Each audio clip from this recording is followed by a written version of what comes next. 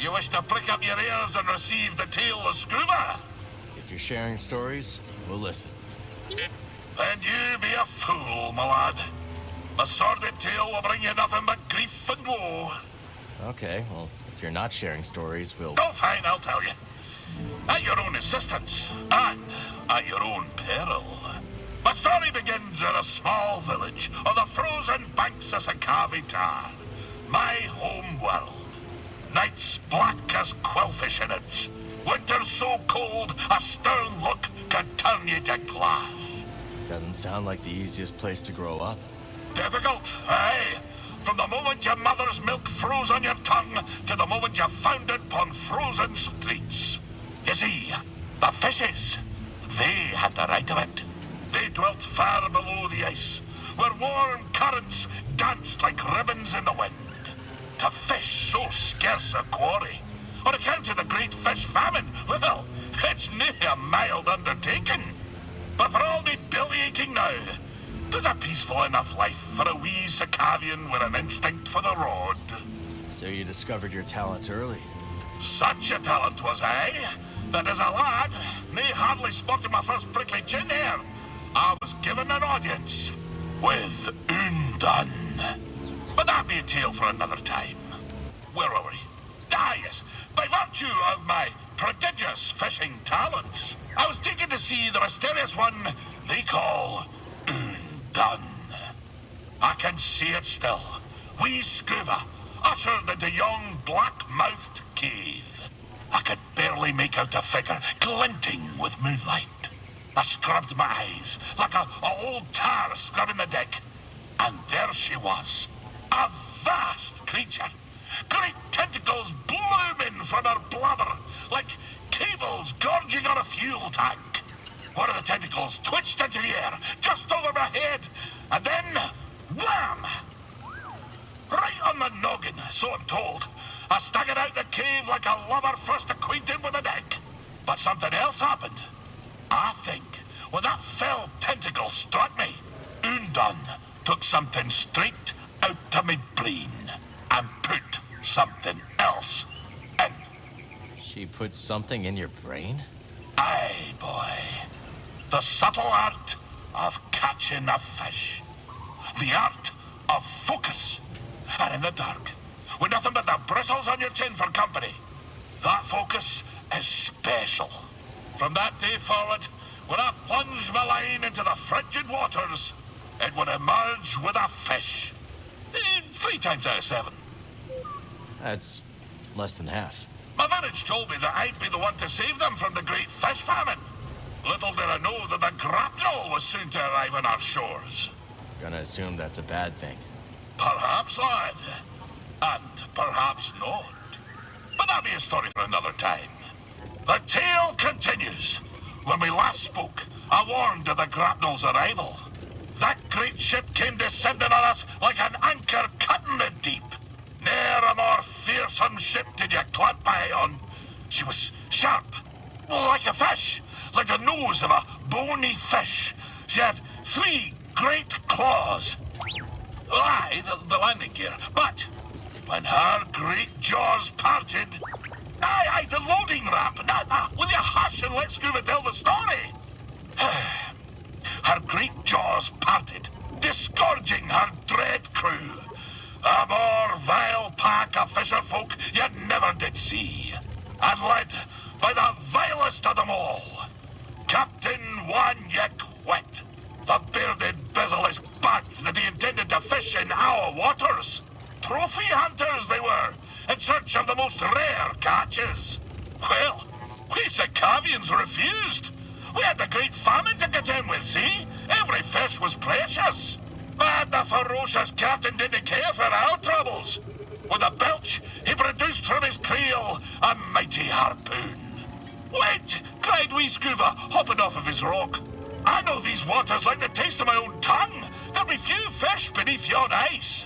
But, continued I, if you take me with you, and if you leave my village be, I could show you how to coax the rarest of fishes onto your line. Aye. The dread captain stroked his briny beard. After a long moment, He held out his hand and grinned most terribly. "Lad," said he, "you be in luck. I'll be requiring another for me crew, one who knows the curve of the sea." Oh, Cal. If I could only go back to that moment when I shook Captain Wet's rigid hand. If only I'd never stepped off my wee rock. But my encounter with Undan had given me a taste for the unknown. I couldn't resist the call of adventure, and I had to save my people. So, I left with the grapnel, thinking the business done. I would be a fisher for Captain Wet. Of course, my adventure had only begun. For just when the grapnel hit orbit... More trouble, I take it? Ah, but I've havered on long enough. And come back another time and I'll tell you more. So, you wish to hear of a time on the grapnel with the crew of the dread Captain Wanyak Wet? Let's hear it. Aye. My tenure began with quite a bump. The moment the grapnel hit orbit, her klaxons began to sing. A barrack ship full of lawful types swam out to the stars and hailed us. "What be the meaning of this?" growled our captain. "We're simple fisherfolk." "Your transponder codes tell a different tale," came the reply. "You be standing on stolen property, you do." "Aye, you've rightful caught us," said the captain. "Come on aboard, and I'll surrender what was stolen." But scarcely had the lubbers set boot on the deck of the grapnel, when wham! The captain's harpoon skewered them like a quailfish on a spit. "Now you can't do that when you're running line, can you?" said the captain to me, grinning in his foulsome way. I'm sorry to say that I picked up the harpoon that black day. For years, I did not toss a fish back into the sea where I caught her. Well, that is until... blubbered you to death. I'll continue my tale soon, lad. Aye, so we returned to my time on the grapnel. Against the protestations of my heart, I forsook the rod and line for the harpoon. For years, we trawled the outer rim, spearing every fish that happened across our path. Talented as I was, I speared more fish than the rest of the crew, put together. Fool as I was, I didn't have the wisdom to be ashamed. The dread Captain Wanyak Wet took notice. He showered me in brevets, gave me the best of catches, and scarcely a year after I left Sakavitar, I became his first mate. Shortly after my promotion, we were on our way to Manan to sell the carcass of a gooberfish. But, wham! Just as we dove out of hyperspace and the great ocean world streaked into view, so did she. The most glorious creature I'd ever beheld. A whale of marvelous proportion. Swimming through Manan's orbit like it was nothing but an easterly current back home. I was transfixed. No kidding. How close did you get? Funny you should ask. I didn't have long to set me eyes abulge before we crashed headlong into her. The grapnel bounced off her like chum off flotsam. We plummeted down to the ocean, sundering the grapnel on the sea floor, where a gang of pirate quarren were holed up. The filthy Zephyrs. We swam out of the riven hull and found ourselves surrounded by quarren, demanded all manner of things, including our bounty of fish. So, away we swam, Captain Wet, the crew, and myself. But, blind as we were at such depth, we shortly ran into a dead end, finding ourselves surrounded by quarren. Find me again, and I'll continue the tale. So, Skoova, whatever happened with the pirates? So there we were, 4 quarren, armed with spears, each way a mind to make a mantelpiece of my wee rubbery head. I looked over to me captain, and he stared right back, waving his arms like a gooberfish in heat, at the harpoon I held in my hand. Oh, for a black instant, I considered nailing those pirate quarren to the rocks with my harpoon. But something stopped me from pulling the trigger. Perhaps it was the sparkle that caught my eye. The sparkle of a passing glumbering eel. What would those pirates say to a whole school of glumbering eels? A crackle and a sparkle as they be, thought I. So I opened my wee mouth and emitted the mating call of the eel.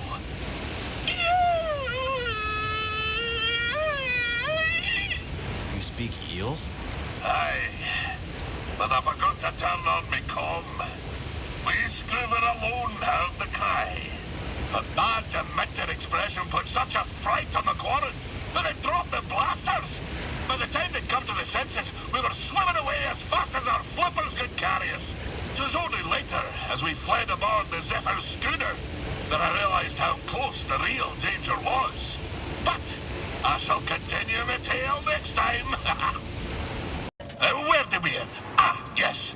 The monstrous Captain went. His crew and myself fled aboard the pirate schooner of the filthy Zephyrs. Well, fast as the morning thaw, I could tell something was off. Wanyek, he wouldn't look me in the eye. Oh, what a dreadful stench was a brewing his rotten beard. An augur of fate most ill. Wanyek took the helm, and with landing claws away we flew to deep space, putting a few lifetimes between us and those pirates. We found ourselves afield of the Parlibian trade route. As soon as the captain took his hand off the yoke, he put it on his harpoon and gave me a look like a half-starved cougar cat iron sprat.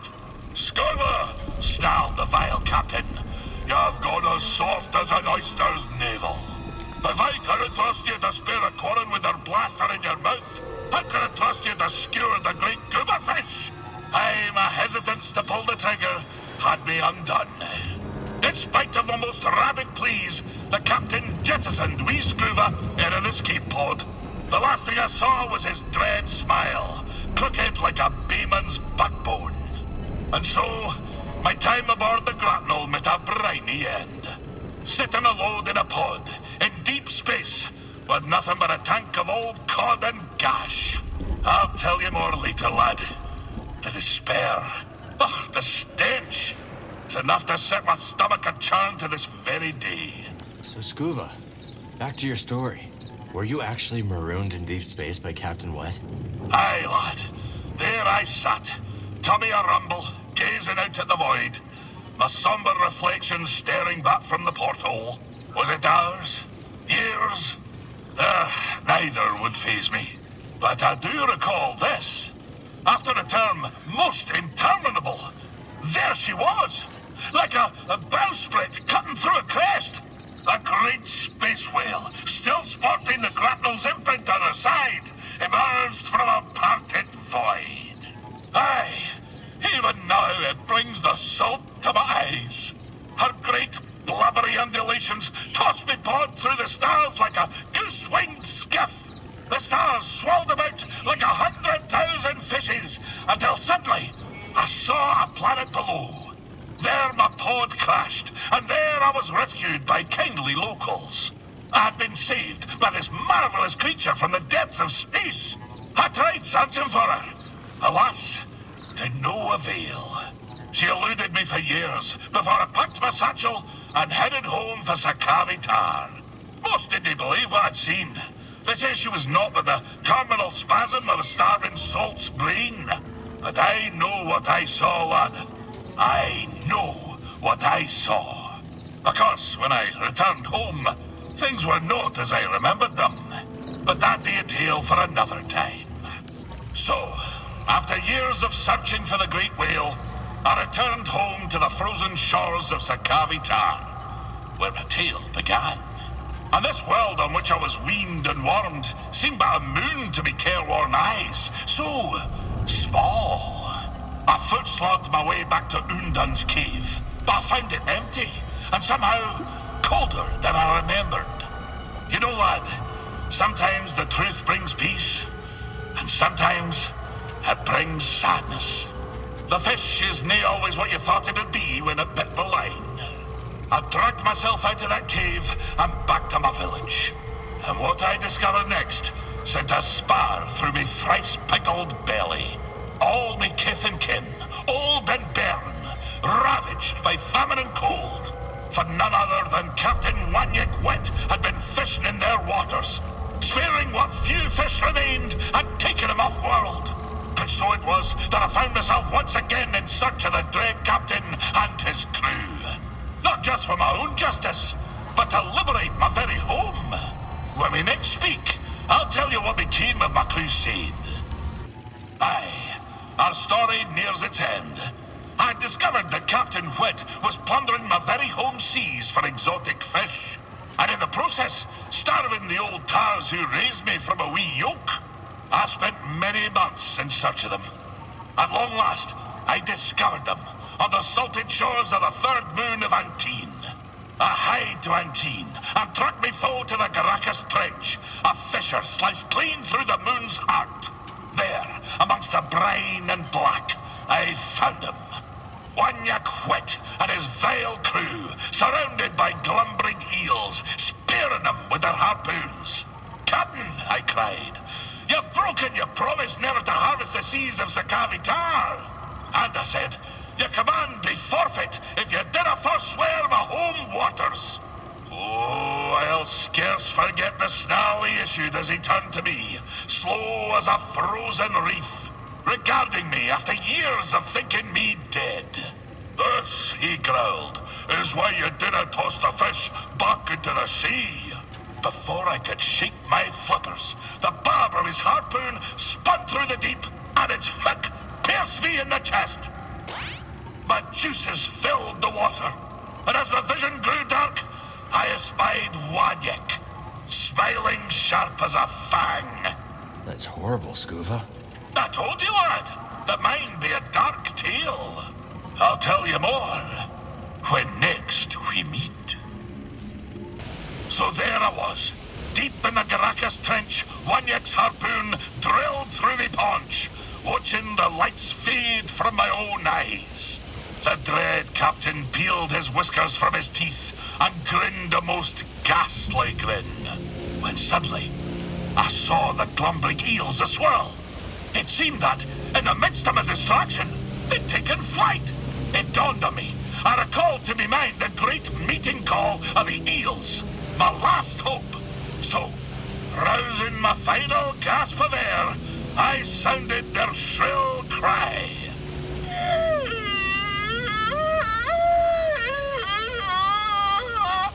What happened?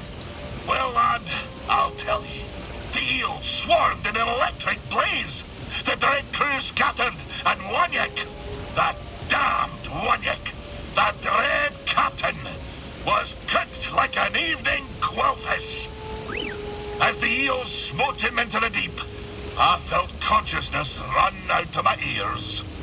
Darkness fell upon me when I awoke. Well, find me again, and I'll conclude my tale. When I awoke from my last duel with Wanyak, it was on the deck of a fishing schooner. It seemed my speared carcass had bogged to the surface and been caught by a local fisher. What about Captain Wet? Did he survive? If that sack of seared slime yet plagues the galaxy, I've nae heard stem the stern of him, nor of his crew. Perhaps more importantly, the ordeal awoke me to the truth. I had no desire to spear fish, nor fisher. I had no desire to cross harpoons with dread captains, or to skewer the deadliest fish. In the hurly-burly of it all, I lost sight of myself. The fisherwoman who caught me, she knew of a nearby world with a great multitude of fishes. Kobo. So to Kobo did I go. And since, I've realized why I like to fish. Why's that? Because I like fish, Cal. I like shiny fish. I like big fish and small fish. I like fish with eyes splayed wide and fish with eyes pointed straight. I even like fish with no eyes at all. And I like seeing the face on lovers like you when they realize just how many kinds of fish there are in this galaxy. Well, that be my tale, Cal. Perhaps it was no as gloomy as a kid. You went through a lot. I'm glad you're okay, Skoova. Oh, thank you, lad. Thank you. You've given me a lot to think about. Aye, lad. Go ahead and ponder. But don't ponder your years down the river. There's always another fish. Lad, you're all right. Oh, what a burden off my wee shoulders. Were you worried? Well, I just had the most loathsome encounter with one of those battle droids. I wanted they might offend you too. What happened? The metal beast told me to present my tribute to the Bedlam Raiders. Woe betide any lubber who dares to steal a fish from Skoova Stev. Did you get into a fight with a battle droid? No, they took leave of me spot. Perhaps they were frightened by my crude gestures, eh? I'm glad you're okay, Skoova. Keep an eye out, Cal.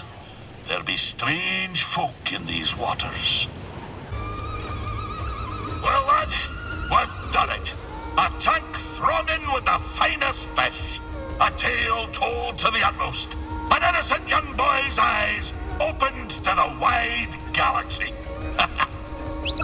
Something like that. What's next for you?